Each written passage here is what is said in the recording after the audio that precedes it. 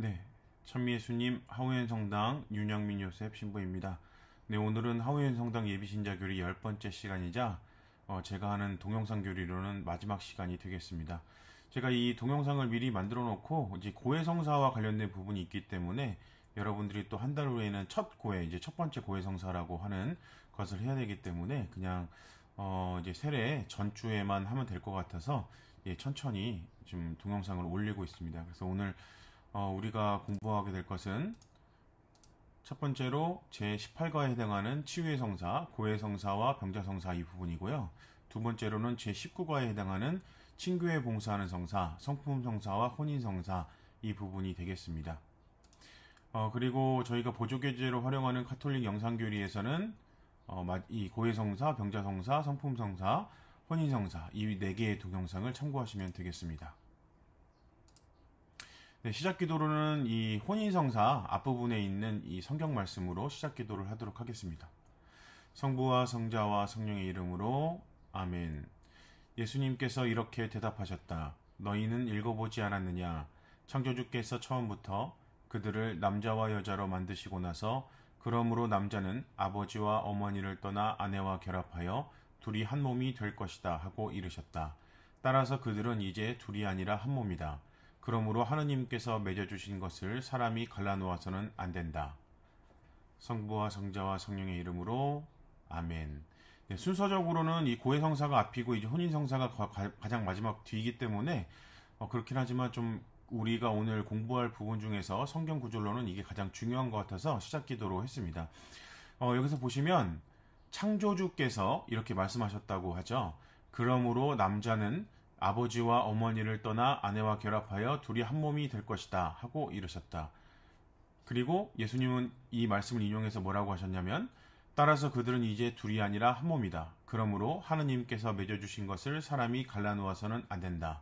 이것이 무슨 의미를 가지고 있냐면 인간이 정한 법의 개념이 아니라 하느님께서 정한 법이라는 개념이에요. 그래서 좀 어려운 말로 신법이다. 뭐 실정법이나 이런 게 아니라 우리가 인간이 만든 실정법 그런 게 아니라 하느님이 만드신 신법이다 이렇게 표현을 하게 되는데 그래서 이제 교회라든지 인간이 마음대로 바꿀 수 없는 법이 돼요. 그래서 카톨릭 교회가 왜 이렇게 보수적으로 이혼을 허용하지 않느냐 이런 얘기를 하는데 이거는 하느님께서 이렇게 정하신 거기 때문에 우리가 마음대로 할 수 없는 그런 영역에 있는 부분이라는 것을 미리 말씀을 드립니다.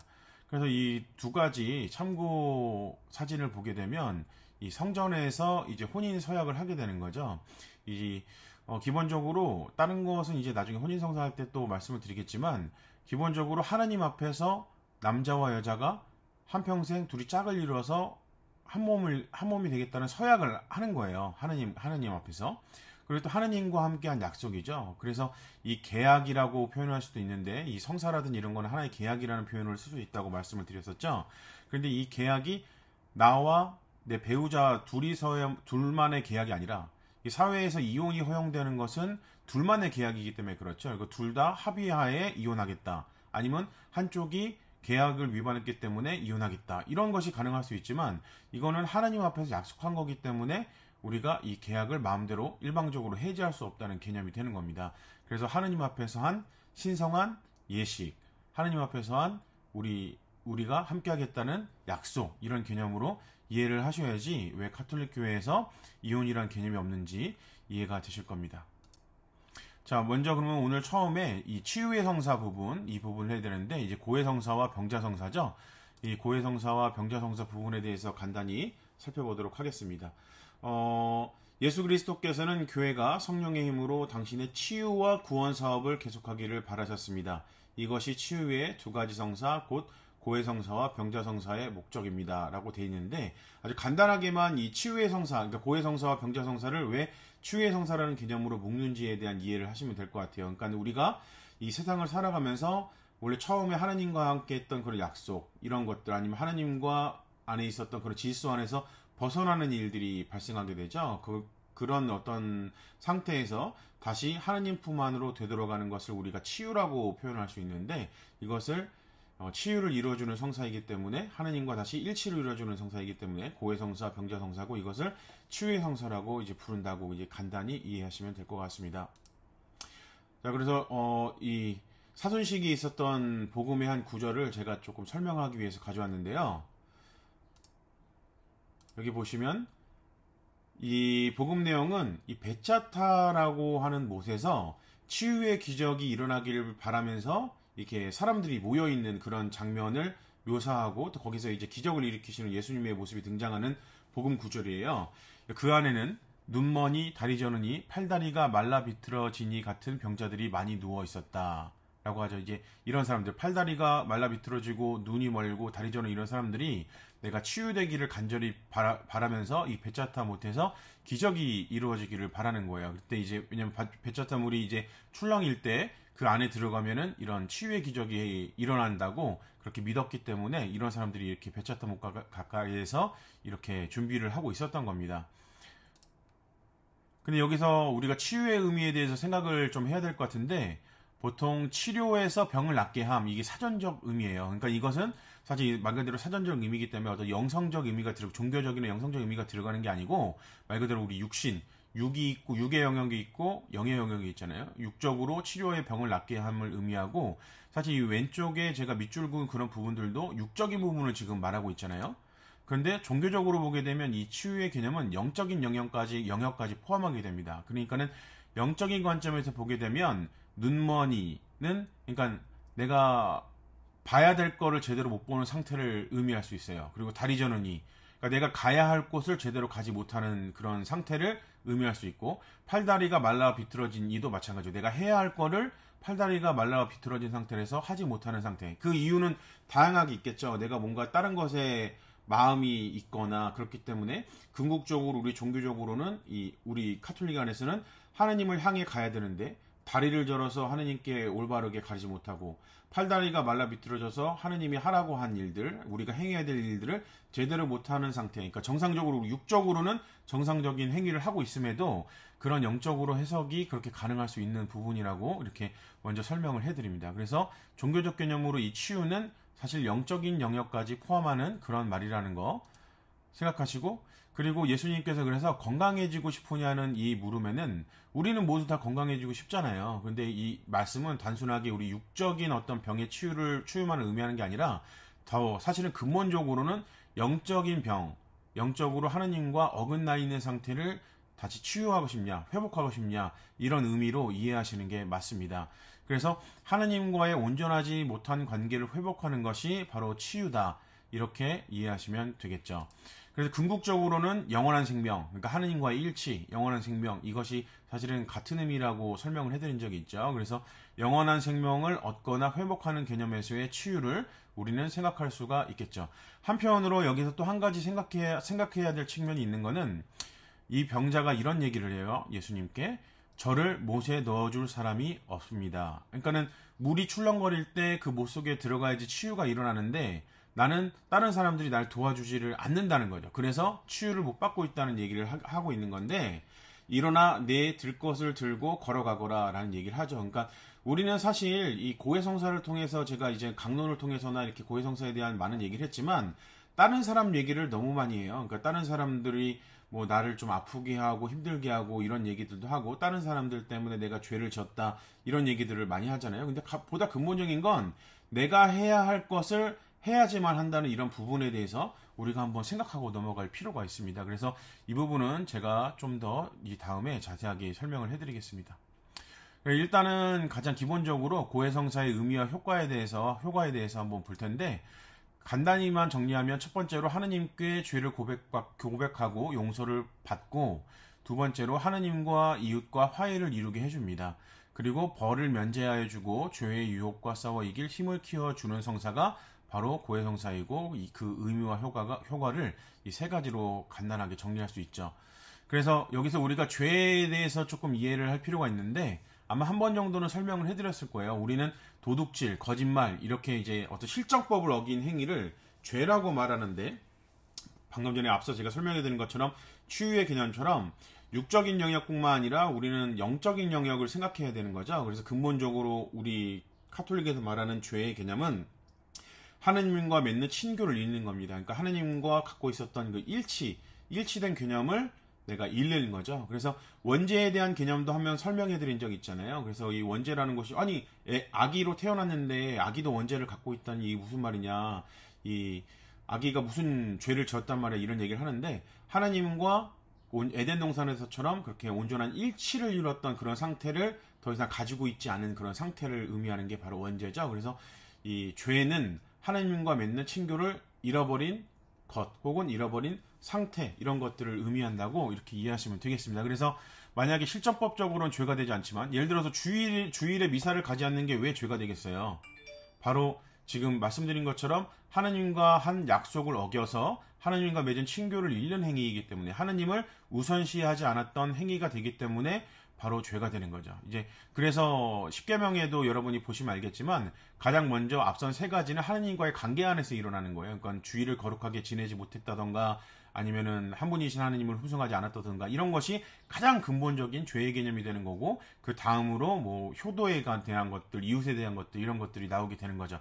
근본적인 죄의 그 개념을 그래서 우리가 꼭 반드시 이해하고 넘어가야 된다는 측면에서 이 부분을 제가 설명해드리고, 그리고 그래서 하느님과 단절된 상태를 말한다는 거. 그래서 고해성사는 우리가 지은 그런 죄들을 진심으로 뉘우치면서, 그러니까 근본적으로 이 죄를 뉘우치려면 어떻게 해야 되겠어요? 내가 하느님과 단절된 상태라는 것을 인지를 하고, 그게 왜 죄인지, 그게 왜 잘못된 것에 대한 이해가 있어야 되는데, 어떤 게 죄인지에 대한 개념이 없으면 하느님과 단절되어 있는 상태에 있으면서도 나는 아무런 죄가 없다고 이렇게 고백을 하게 되겠죠. 그래서 이 죄에 대한 것을 인지를 해야 되고, 용서의 은총을 받는 예식이 바로 고해성사다. 그래서 가장 기본적으로는 죄에 대한 우리가 인식이 없기 때문에 고해성사에 들어와서 약간 좀 다른 얘기들을 하는 경우가 굉장히 많아요. 주로 다른 사람들에 대한 다른 사람들의 죄를 많이 고백을 한다든지, 아니면 뭐 나는 어쩔 수 없었다는 그런 항변을 한다든지, 이런 경우들이 굉장히 많은데, 사실 그렇게 되면 근본적으로 그 죄는 내가 지은 죄가 아니라 남이 지은 죄, 그리고 하느님이 지은 죄가 되게 되죠. 그래서 나는 죄가 없다는 얘기를 하는 꼴이 돼버릴 수 있습니다. 이 부분에 대해서는 제가 순환 주일 복음과에서 다시 한번 간단하게 또 설명을 해드릴게요. 어쨌든 그래서 우리는 이 고해성사를 통해서 한없이 자비로우신 하느님과 화해하고 이웃과 화해함으로써 기쁨과 평화의 삶을 살아갈 수 있게 됩니다. 그러니까 내가 누군가에게 죄를 졌어.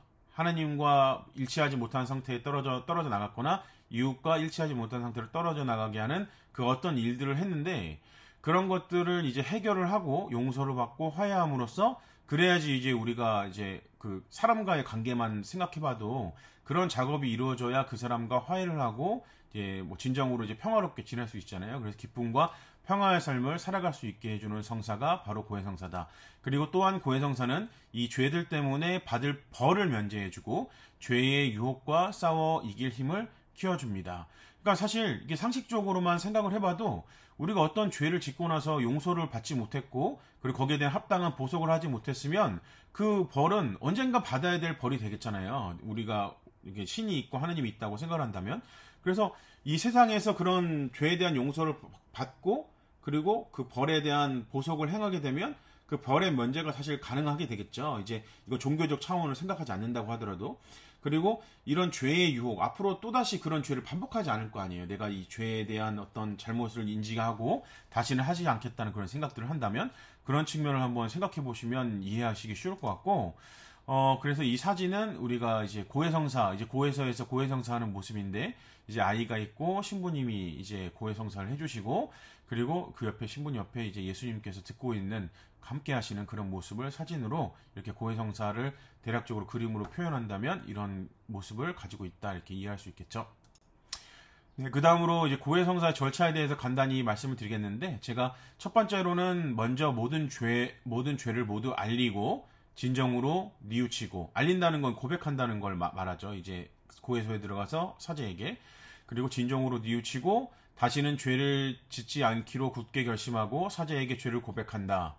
사제로부터 권고의 말씀과 함께 보석을 받아 속죄하는 마음으로 보석을 실천한다. 네, 처음에 네, 이렇게 간단하게만 이제 정리를 할 수 있겠는데, 일단은 우리가 이 첫 고해, 이제 세례를 여러분이 받으시고 한 달 후에 첫 고해 일정을 잡아놨어요. 그리고 여러분에게 한번 소개를 해드린 적이 있었죠. 그래서 그때 이제 저희 본당 수녀님께서 고해 성사를 어떻게 해야 되는지 그때 오시면, 한 달 후에 오시면 좀 이렇게 좀 더 자세하게 알려드리고 이제 첫 고해를 하게 될 거예요. 만약에 사실은 근데 이 정도로만 하시고 요즘은 인터넷 같은 게 있기 때문에 여러분들이 가까운 본당에서 첫 고해를 하셔도 되지만, 만약에 그런 어떤 안내라든지 간단한 교육과 함께 고해 성사를 하시고 싶으시다면 저희 본당으로 오시면 되고, 아니라면 딴 본당에서 사실 고해 성사를 하셔도 문제가 되는 것은 아닙니다. 그래서 그때 다시 한번 본당 수녀님 통해서 자세하게 설명해 드릴 거기 때문에 이 정도로 이런 절차로 우리가 고해 성사를 준비하고 해야 된다는 것만 말씀드리고 넘어가도록 하겠습니다.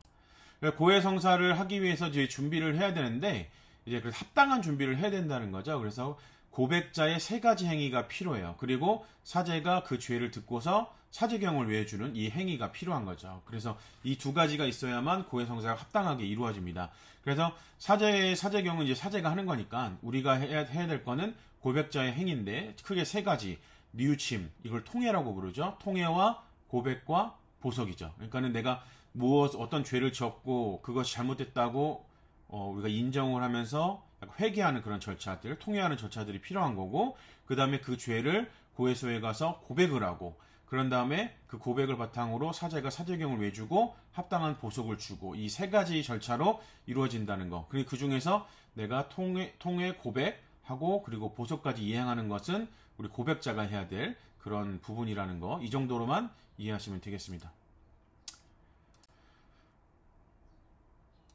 네, 그래서 여기서 제가 한 가지 좀 완전한 통해의 개념을 조금 설명을 해드리려고 하는데요. 나머지는 예비신자 교리서를 쭉 한번 읽어보시면 될 것 같고, 이 통해에는 고백자가 해야 될 게 통해하고 고백하고 보석이 있다고 그랬죠. 그 중에서 이 통해를 2가지로 구분해요. 그래갖고 완전한 통해와 불완전한 통해라고 하는데, 완전한 통해는 말 그대로 내가 잘못했다는 것을 확실히 인지하고 그런 어떤 뭐랄까요, 회개한 그런 모습을 보이는 어떤 통해라고 한다면, 불안정한 통해도 있어요. 그래서 그것은 무엇을 의미하냐면 벌이 두려워 뉘우치는 불안정한 통해. 그렇죠? 이제 쉽게 생각하면 우리 그렇잖아요. 우리가 뭔가 도둑질을 만약에 했다 그랬을 때 나는 도둑질을 한 적 없어 이렇게 막 당당하게 하다가도 너 도둑질 한 적 없으면 경찰에 신고할 거야? 갑자기 태도 돌변해서 한 번만 용서해 주십시오 이렇게 할 때도 있잖아요. 그거는 내가 뭐랄까 이 벌을 피하기 위해서 하는 어떤 통해잖아요. 그런 것을 우리는 불완전한 통해라고 하죠. 그래서 완전한 회개의 행위. 그러니까 개신교에서는 그런 얘기들을 하잖아요. 왜 굳이 사제를 통해서 죄를 용서를 받냐? 하느님이 온전하게 이렇게 회개를 하고 고백할 때 죄를 용서해 주는데 왜 사제를 통해서 그런 고백을 해야 되냐라는 얘기를 할 때 이 부분이 또 하나의 이유로 등장하게 되는 거죠. 인간들은 대부분 벌이 두려워서 통해를 하는 경우들이 또한 많기 때문에 그렇습니다. 그래서 이 사자에게 고백을 하는, 그래서 만약에 완전한 통해를 했다면 여기서는 이제 그 완전한 통해와 회개를 통해서 대죄도 용서받을 수 있지만, 여기 나온 설명처럼 고해 성사를 받을 때에는 사제에게 자신이 지은 죄를 구체적으로 고백해야 합니다. 이게 왜 그러냐면 불완전한 통해일 수도 있기 때문에 그래요. 불완전한 통해 자체로는 대죄 용서를 받지 못하기 때문에 고해 성사를 통해서 내가 좀 더 이게 어떻게 해서 잘못이 됐고 하는 것을 좀 더 인식을 하고 거기에 대한 합당한 보석을 할 수 있도록 이끌어 준다는 거죠. 그래서 고해 성사로 죄를 용서받은 다음에는 사제가 정해주는 보석을 꼭 이행해야 된다. 이 부분을 좀 말씀드리면서 이 완전한 통해와 불완전한 통해를 조금 말씀드립니다. 근데 우리는 대부분 완전한 통해를 하기가 어렵죠. 완전한 통해를 한다는 건 온전히 회개를 해야 되는 건데 그게 사실 쉽지가 않습니다. 그래서 고해 성사가 필요하다 이렇게 말씀을 드리면 되겠죠. 이제 개신교와는 다르게 그래서 우리는 이 고해 성사가 존재합니다. 이런 것들은 마치 이제 양의 탈을 쓴 늑대와 같은 모습으로 우리가 어떤 통해한 척하는 그런 모습을 보일 수 있다는 그런 의미에서 제가 사진을 이렇게 가져왔습니다. 네, 제가 이제 한 가지 완전한 통해에 대한 좀 설명을 하면서 지금 나오는 이 복음 내용은 지난주 주님 순환 축일에 우리가 읽었던 전례 독서인데요.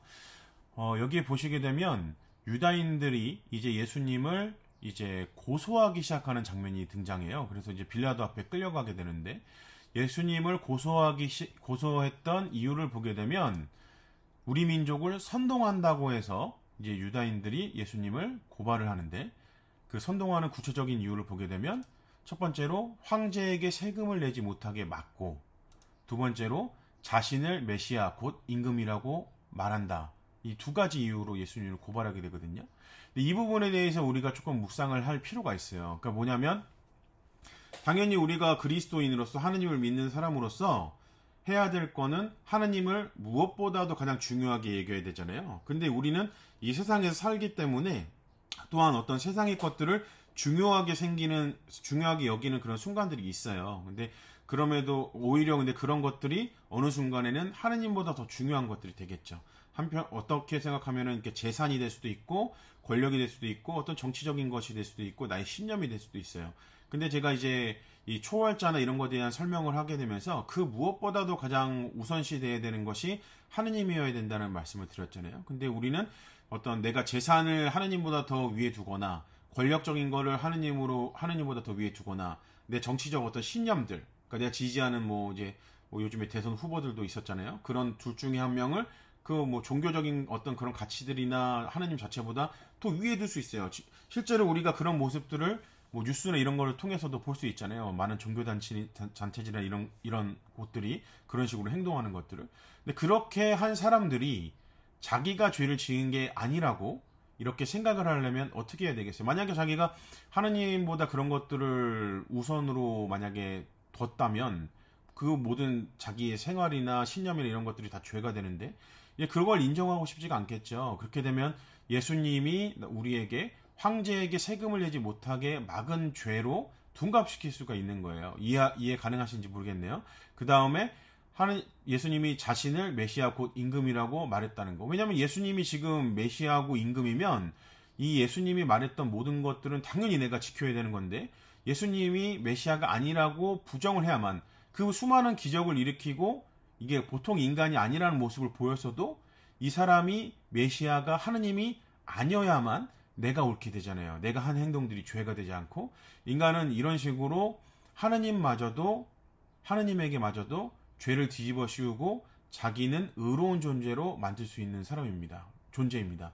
그래서 우리가 이런 것들을 항상 조심을 해야 되고 뭐 실제로 제가 이제 고해성사를 통해서 대부분의 사례들을 보게 되면 대부분 한 80에서 90% 가까이 되는 어떤 죄의 고백들은 온전히 이 완전한 통해를 바탕으로 고백을 하지 않은 것이라고 생각할 수 있다고 판단하고 있어요. 예를 들면 우리가 죄를 고백할 때 뭐 주일 미사에 나가지 못했습니다. 아니면 남편이 나에게 이렇게 해서 싸움을 했습니다. 이 두 가지 죄는 근데 어떻게 보면 첫 번째 같은 경우에는 우리가 근데 죄를 고백할 때는 신기하게 뭐를 안 한 게 아니고 내가 의지적으로 내가 제법을 안 한 것들일 거 아니에요. 그래야지 죄가 되는 거잖아요. 그리고 다 하나같이 못한 거예요. 내가 여유가 안 돼서 못했고 사실 그는 정말 못했으면 그거는 죄로 고백할 이유가 안 될 수도 있는 거거든요. 내가 어쩔 수 없어도 못했는데 그게 왜 죄가 되겠습니까? 하느님께서 그런 것을 죄라고 생각하시겠습니까? 근데 내가 그냥 나가기 싫어서 안 나가놓고 나는 못 나간 것으로 만들어버리고 그쵸? 그리고 내가 남편에게 어떤 나쁜 행위를 했는데 그 탓이 남편이 나에게 어떻게 했기 때문이고 이런 식으로 통일을 하게 되면 근본적으로 그 모든 죄는 하느님이 지은 죄가 돼요. 왜 그러느냐?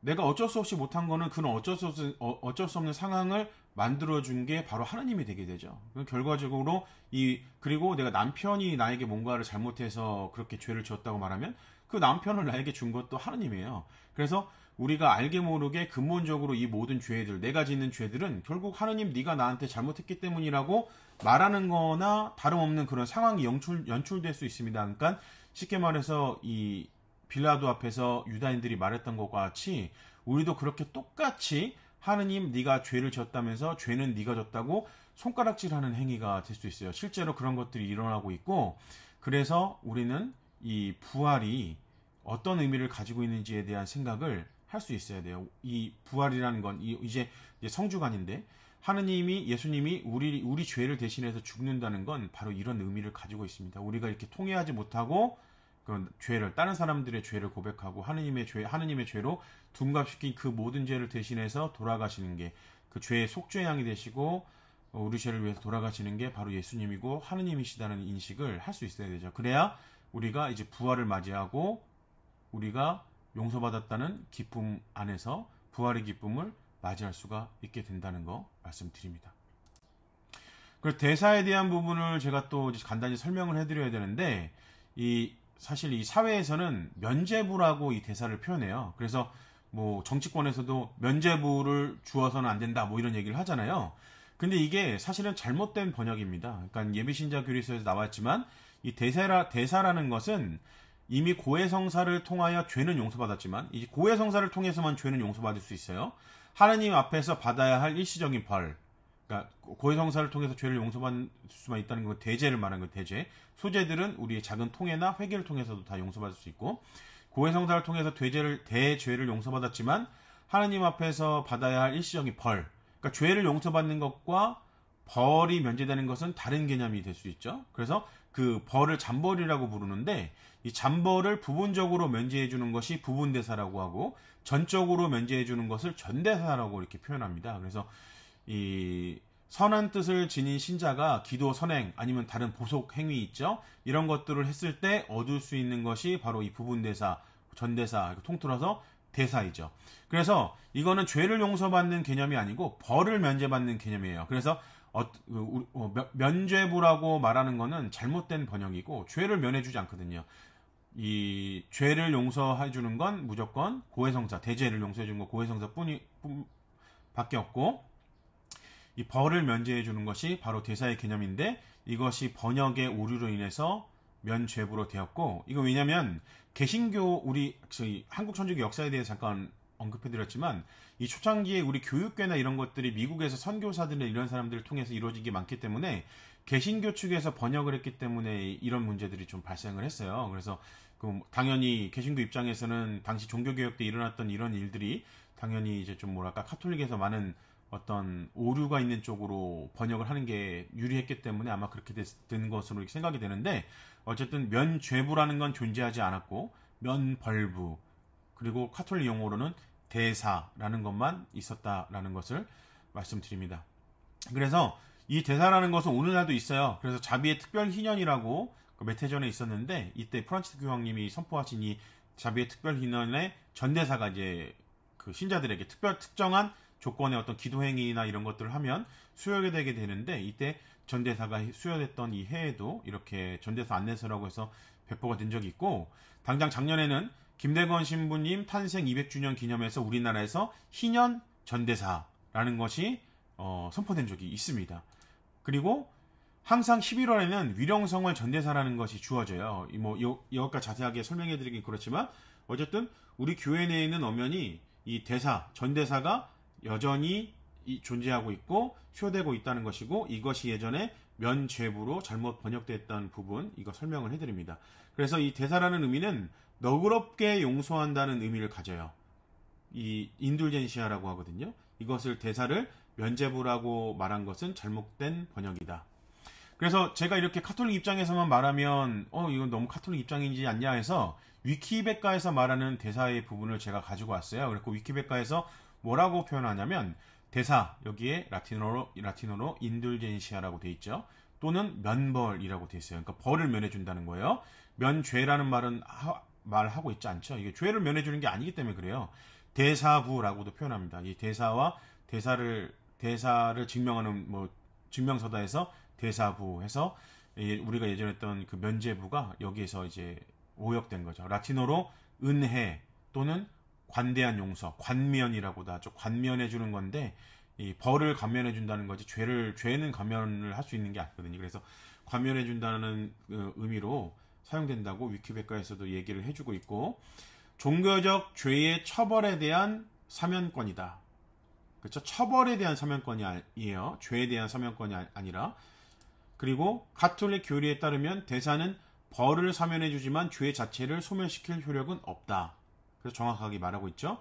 죄를 용서받는 유일한 통상적 방식은 고해성사뿐으로 대사를 곧 면죄부라고 하는 것은 오역이다 라고 이렇게 위키백과에서 설명해 주는 것을 가지고 제가 대사를 간단히 말씀드렸습니다. 그래서 대사를 얻을 수 있는 게 다양한 어떤 해가 있을 수 있고, 전대사가 선포되는 해가 있을 수 있고, 아까 위령성월에 이런 때도 전대사가 선포될 수 있고, 아니면 우리가 특정한 기도 행위를 통해서 대사를 얻을 수 있는데, 그런 것들에 대해까지 자세하게 말씀드리지는 못하지만 나중에 기회가 되면 또 제가 아마 그 저희 본당에 그 다른 영상 하우연 성당 관련된 영상들 해갖고 설명할 때 설명한 부분도 있으니까 그 부분을 참고하시면 되겠습니다.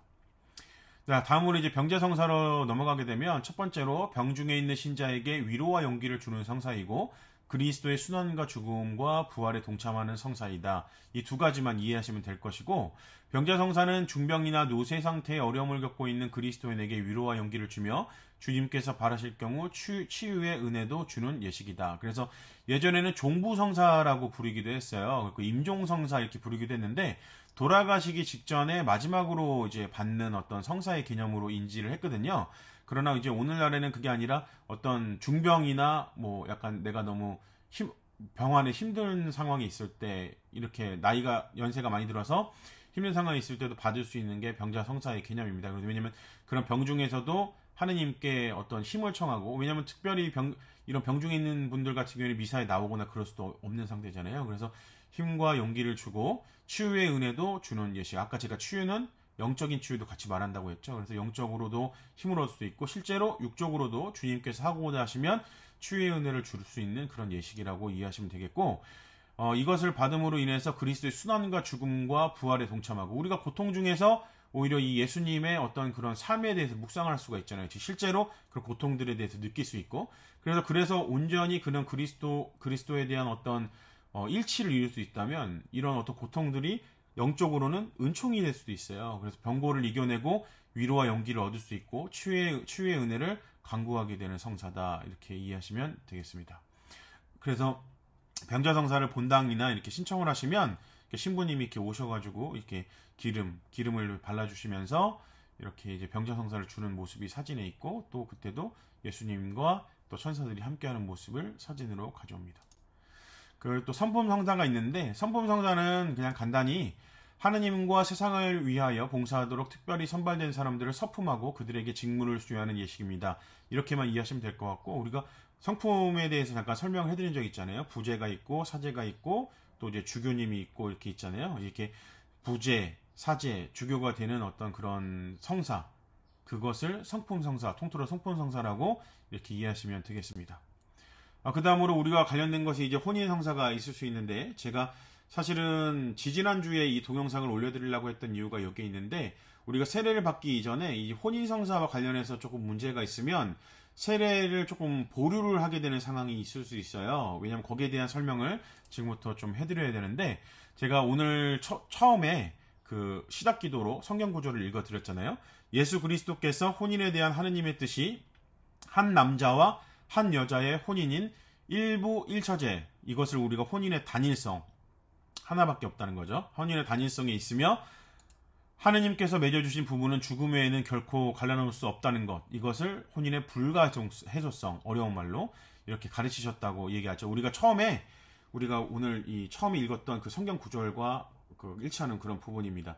이 부분 때문에 우리가 혼인의 단일성과 불가해소성에 대해서 우리는 카톨릭 교회는 가르침을 주고 있고 이거는 우리가 인간이 정한 게 아니라 하느님께서 정한 법이라는 거 제가 처음에 설명을 해드린 겁니다.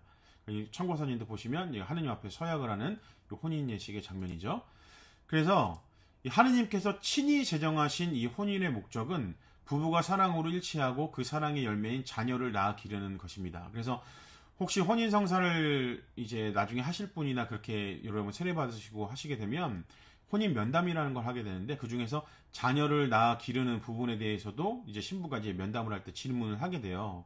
우리는 만약에 저는 자녀를 기르지 않을 것입니다. 그러면 이게 왜냐면은 우리 카톨릭에서 가르치는 이 혼인과는 좀 다르거든요. 그렇게 되면 그 카톨릭에서 혼인 성사를 하지 못할 수도 있어요. 왜냐면 우리가 말하는 혼인의 정의와는 다른 부분이기 때문에 그러니까 사정이 있어서 연세가 있어서 자녀를 낳아 기르지 못한다면 그건 다른 얘기겠죠. 하지만 나는 자녀는 혼인에서 중요한 게 아니라고 생각합니다. 라면 우리 카톨릭이 말하는 혼인과는 다른 것을 얘기하는 거일 수 있다는 거 말씀드리고 그리고 제가 단일성과 불가해소성을 바탕으로 이것이 하느님께서 직접 말씀하신 것이라는 것을 설명해드렸죠. 그렇기 때문에 교회는 이혼을 허용하지 않습니다. 아예 교회법에는 이혼이라는 것이 등장하지 않아요.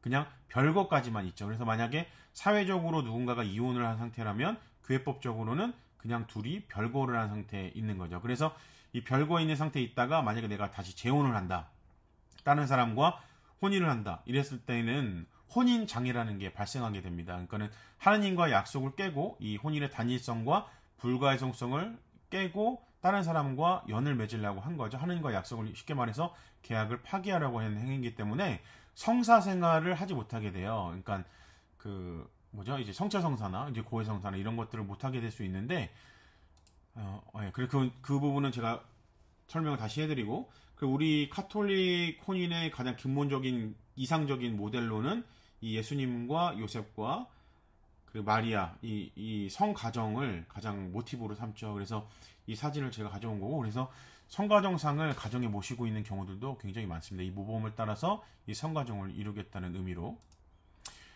그래서 이제 방금 전에 앞서 언급드린 것처럼 혼인 장애가 발생하게 되는 것은 이 혼인의 본질적인 요소나 이런 것들을 바탕으로 이제 혼인법을 정해놨는데, 이것은 신법 차원에서 정해진 것들이 있다고 말씀드렸죠. 그래서 혼인 장애 상태에 놓일 수 있게 되는데, 이 혼인법을 어기게 되면 이런 혼인 장애 상태에 놓인 이들은 교회에서 떨어져 나간 것은 아니지만 성사 생활을 할 수 없게 됩니다. 이렇게 이야기하고 있죠. 그래서 혼인 장애에 대해서 간단히 설명을 해드리면, 교회법적으로 금지된 혼인을 하여서 성사생활이 금지된 상태를 의미합니다. 그러니까 합법적으로 혼인을 한 사람이 있었는데 그 사람과 이혼이라는 게 우리는 없다고 그랬잖아요. 다른 사람과 혼인을 맺게 되면 이제 성사생활이 금지되는 상태를 맞이하게 되는데, 그걸 혼인 장애라고 합니다. 그래서 만약에 여러분 이제 세례를 받으려고 하는 거니까 다 이제 그 비신자끼리 혼인을 하신 경우들이 많이 있으실 거 아니에요. 그래서 비신자끼리 혼인은 교회법을 따른 의미가 없었기 때문에 그것을 혼인장애의 대상으로 적용되지 않습니다. 그러니까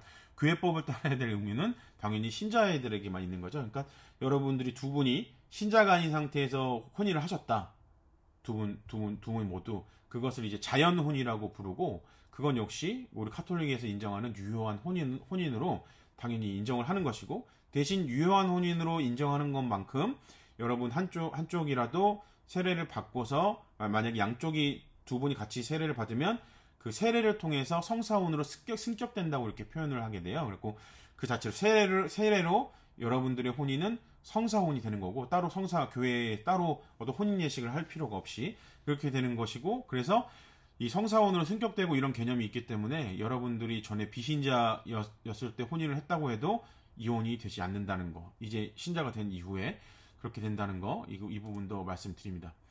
신자의 경우에는 교회법 적용을 받기 때문에 이에 대한 문제를 확인하기 위해서 세례받기 전에 예비신자의 혼인 상태를 확인한다. 이렇게 제가 그래서 여러분들 면담을 간단하게 했죠. 그래서 여러분 그 문서를 보고서 지금 이전에 어떤 혼인 하신 적이 있는지 이런 것에 대한 질문을 한 것이 여기에 있습니다. 그래서 다른 본당에서도 보통 세례받기 한 2, 3주 전에는 이 문서들을 확인해서 만약에 문제가 있는지 없는지, 그래서 만약에 문제가 있다면 또 교구, 법원이나 이런 데 가서 이거를 풀고 해결해야 되는 것들이 있거든요. 그래서 그런 것들을 절차를 하기 위해서 제가 확인했다는 거. 그래서 2주 전에 제가 이거를 먼저 동영상 올려드리고 여기 설명을 해드린 다음에 면담을 하려고 했는데, 면담을 먼저 진행하게 되면서 고해성사와 관련된 부분이 사실 더 크기 때문에, 이제는 더 커졌기 때문에 제가 세례 전에 천천히 이 동영상을 올려드리게 됐습니다. 마지막으로 지금 이제 제가 여러분들과 함께 동영상으로 강의하는 부분들은 다 끝났다고 보시면 되고, 마지막으로 이제 세례를 받으시게 되면 신자로서의 지켜야 될 의무가 이제 발생하게 돼요. 신자로서의 권리가 있고 의무가 있죠. 그래서 만약 우리가 권리를 주장하기 위해서는 사회에서도 당연히 신자들의 의무를 지켜야 돼요. 그래서 이 부분에 대해서 간단히만 언급해드리면, 모든 주일과 의무 축일, 그러니까 한국교회에서 정한 의무 축일은 1월 1일 천주의 성모 마리아 대축일, 부활 대축일, 8월 15일 성모승천 대축일, 성탄 대축일 이렇게 있습니다. 이 미사에 참여해야 된다는 것.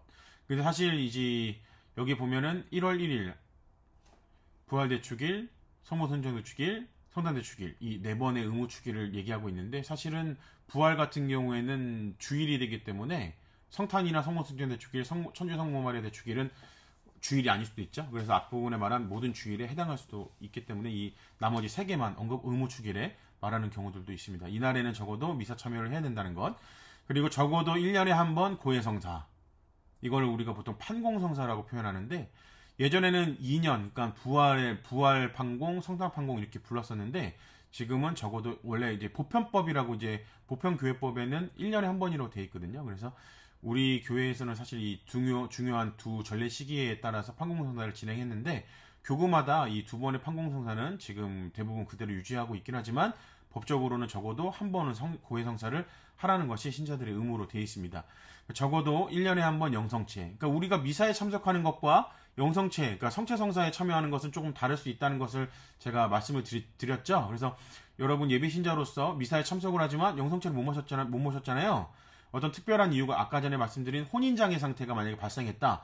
그래도 미사는 나올 수 있는 거죠. 영성체는 못하더라도 이런 경우 여러 가지 경우가 발생할 수 있는데 어쨌든 1년에 한 번은 영성체를 해야 된다. 그러니까 혼인장애에 있는 상태의 사람은 영성체를 당연히 하고 싶어도 못하는 거겠지만 신자라면 나는 어떤 이유로 내가 성체를 모시지 못하겠어. 아니면 성체를 모실 합당한 준비를 못했어. 이런 식으로 해서 영성체를 안 하더라도 적어도 1년에 한 번은 영성체를 꼭 해야 된다는 것을 규정하고 있고 네 번째로 금식제와 금육제라는 게 있어요. 그래서 금식과 금육에 대해서도 한번 설명해 드린 적이 있죠. 그래서 제수요일부터 사순식이 매주 금요일과 예수님 순환날에는 이 금식과 금육을 지켜야 되는 그런 것들이 있는데 그리고 매주 금요일에는 이제 금육을 지켜야 되죠. 고기를 먹지 않는 거. 그리고 금식은 아예 식사를 하지 않는 건데 아예 식사를 안 하는 게 아니라 간단한 한 끼의 식사 그리고 한 가지 식사는 먹지 않고 그리고 한 식사는 정상적으로 하고 보통 이런 식으로 금식을 진행하게 되죠. 네. 그래서 이것을 지켜야 된다는 거, 그리고 교회 혼인법을 준수해야 된다는 거, 그리고 교회 유지비인 교무금을 부담해야 된다는 것, 이렇게 간단하게 설명을 해드리고, 이 내용은 이번 주에 아마 수녀님께 이 부분을 부탁을 해드렸기 때문에 이 카톨릭 신자의 의무에 대해서 다시 한번 설명을 해드릴 겁니다. 그래서 이 정도로만 간단히 설명해드리고, 제 강의 이제 마치도록 하겠습니다. 네, 그동안 좀 어떻게 보면은 길다면 길고 짧다면 짧은 기간이었는데 그동안 이제 코로나 상황 속에서도 이제 이렇게 뭐 동영상 교리라든지 미사에 오셔서 참석하시면서 이제 고생 많으셨고 이 여정 중에 주님의 은총이 항상 함께 하셨고 그리고 앞으로도 함께 하시기를 기도드리도록 하겠습니다. 그러면 마친 기도로 영광송 마치고 이번 주 주일에 다시 뵙겠습니다. 성부와 성자와 성령의 이름으로 아멘. 영광이 성부와 성자와 성령께 처음과 같이 이제와 항상 영원히 아멘. 성부와 성자와 성령의 이름으로 아멘.